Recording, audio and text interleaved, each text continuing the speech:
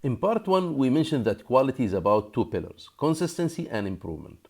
Consistency is simply doing things in a certain way to get the targeted results without fluctuation or change, which means technically to have standardized and controlled processes followed in all related areas to assure that our products are always in full compliance with the stated requirements or specifications.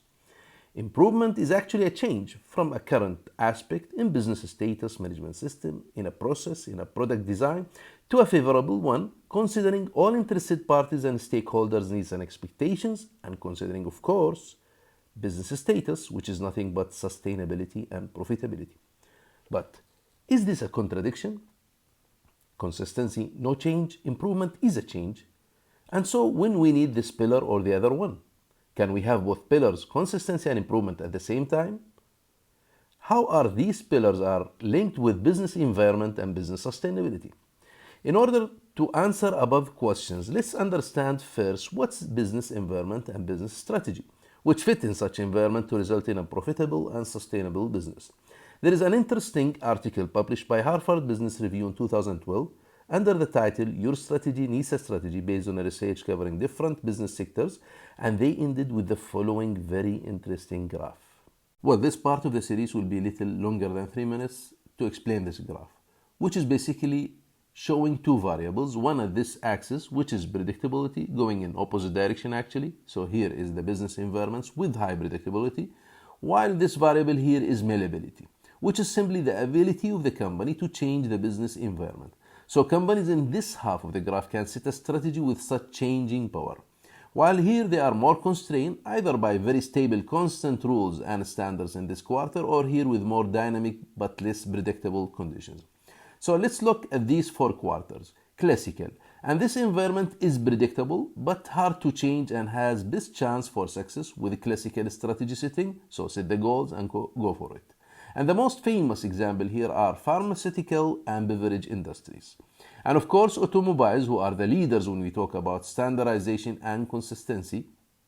Toyota and its 5S approach as a famous example. Second quarter here is adaptive. In adaptive environment, you need to be flexible and experimental since predictability is low and you don't have power to change it. The most relevant example here is transportation infrastructure like railways, streets, etc., and construction building materials. Third quarter here is visionary.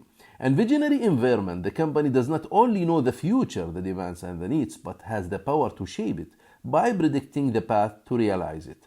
Famous examples are food industry and healthcare services. Fourth quarter is shaping.